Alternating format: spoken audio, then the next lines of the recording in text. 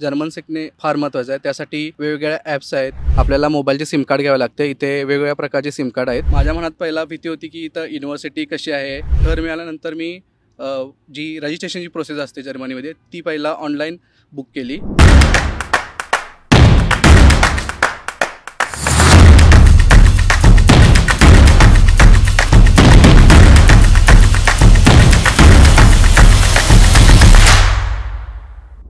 नमस्कार. मी ओमकार पाटील. मी माझं bachelor mechanical इंजिनिअरिंगमधून पूर्ण केलं आणि मास्टरसाठी बर्लिनमध्ये आलेलो आहे. आणि आता मी तुम्हाला सध्या माझा विजा कसा एक्सपिरियन्स होता तो सांगणार आहे.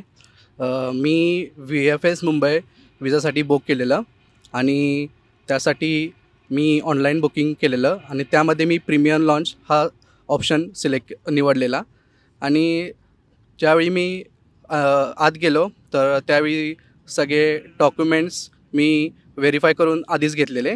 आणि नंतर आत गेल्यानंतर पहिला मला आयडेंटिटी विचारली. त्यानंतर सगळे डॉक्युमेंट्स विचारले. त्यांचे लोक आपल्याला हेल्प करतात की कोणकोणते डॉक्युमेंट्स सिलेक्ट करायचे आणि कोणकोणते डॉक्युमेंट्स नाहीत. आणि ते आपल्याला सगळे विचारतात की तुमचे सगळे डॉक्युमेंट जे निडेड आहेत like health insurance, expected block account, तुम्हाला कोणी स्पॉन्सर केलं आहे, तुमच्याकडे लोन आहे का, लोन घेतले काय, सेल्फ स्पॉन्सर आहे, ते सगळे डॉक्युमेंट विचारतात. आणि त्यानंतर तुम्हाला एक बेसिक क्वेश्चन विचारतील की तुम्ही जर्मनीमध्ये कशा बॅचलर मास्टर कशासाठी चाललात. आणि ते झालं की मग ते सांगतील की फोटो व्हेरिफिकेशनसाठी जा. त्यामध्ये व्हेरिफिकेशन होतं फोटो, त्यानंतर थंब व्हेरिफिकेशन होतं आणि मग सगळी प्रोसेस तुमची पूर्ण होती विजाची. आणि मग 2 ते 3 दिवसांनी तुम्हाला मेल येतो, तुमचे डॉक्युमेंट्स मिळालेले आहेत आणि इथून पुढची प्रोसेस होईल ती ईमेलद्वारे कळवली जाईल.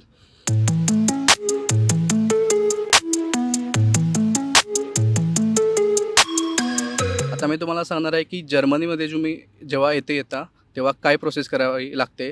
तुम्ही पूर्ण कष्ट करून आले असता तर तुम्हाला त्याचे थोडी भीतीचे वातावरण असते की काय करायचं आहे, कुठून सुरुवात करायची. पहिली गोष्ट म्हणजे माझ्या मनात आली की घर शोधायचं. तर घर शोधण्यासाठी मी वेगवेगळ्या वेबसाईट्स वापरल्या. त्यानंतर माझे इथे थोडे मित्र होते, त्यांच्याशी कॉन्टॅक्ट केला, त्यातून मला घर मिळालं.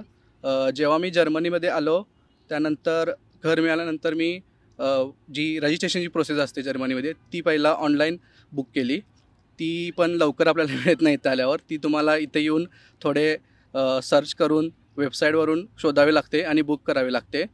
ती प्रोसेस झाली की तुम्हाला सगळे तुमचे डॉक्युमेंट्स आहेत ते सगळे पोस्टद्वारे मिळतील. आणि मग त्यानंतर एक प्रोसेस तुम्हाला करावी लागेल. जसं की बँकेची प्रोसेस आहे, तुमचं अकाउंट खोलावं लागेल बँकेत.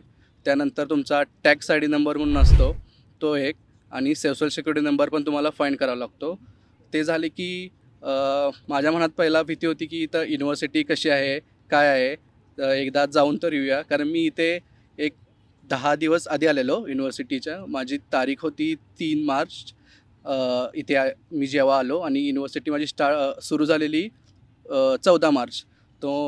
तर मी युनिव्हर्सिटी बघितली, थोडा कॅम्पस बघून आलो आणि मला चांगलं फील झालं. त्यानंतर इथं मी थोडेसे माझे फ्रेंड्स पण बनले, त्यांनी मला थोडी इन्फॉर्मेशन दिली की इथं कसं एज्युकेशन होतं, काय काय फ्युचर ऑपॉर्च्युनिटीज आहेत, त्याबद्दल सगळं सांगितलं. आपण इथे आलो की आपल्याला मोबाईलचे सिम कार्ड घ्यावे लागते. इथे वेगवेगळ्या प्रकारचे सिम कार्ड आहेत, O2, इंटेल, एअरटेल, वोडाफोन. तो आपल्याला आपल्या गरजेनुसार ते सिलेक्ट करू शकता. आणि इथे असे पण आहे की तुमच्या म्हणजे अपार्टमेंटमध्ये वायफाय पण असू शकतो, त्यानुसार तुम्ही घेऊ शकता कार्ड, ते तुमच्या चॉईस आहे. आणि दुसरी प्रोसेस त्यानंतर आपण करू शकतो की मेन पार्ट टाईम शोधू शकतो, कारण आपल्याला आपले स्वतःचा खर्च त्यातून निघू शकतो. त्यामुळे पार्ट टाईम शोधणे हा मेन ऑप्शन आहे. ही प्रोसेस सगळ्या झाल्या की पार्ट टाईममध्ये तुम्ही शोधू शकता.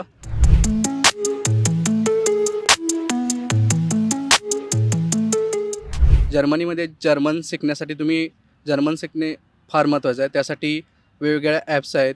इथे बँकेची सिस्टीम पण चांगली आहे की तुम्ही ऑनलाईन बँकिंग सुविधा पण आहे, त्यासाठी बँकेच्या ॲप्स आहेत त्या पण डाउनलोड करू शकता. इथे पब्लिक ट्रान्सपोर्ट पण चांगलं आहे, त्यामुळे तुम्ही BVG नावाची एक ॲप आहे, त्यामध्ये तुम्ही तिकीट खरेदी करू शकता ऑनलाईन. आणि इथे एक असा आहे सेमिस्टर तिकीट नावाचा एक प्रकार आहे, तो पण तुम्ही युनिव्हर्सिटी थ्रू करायचा होता.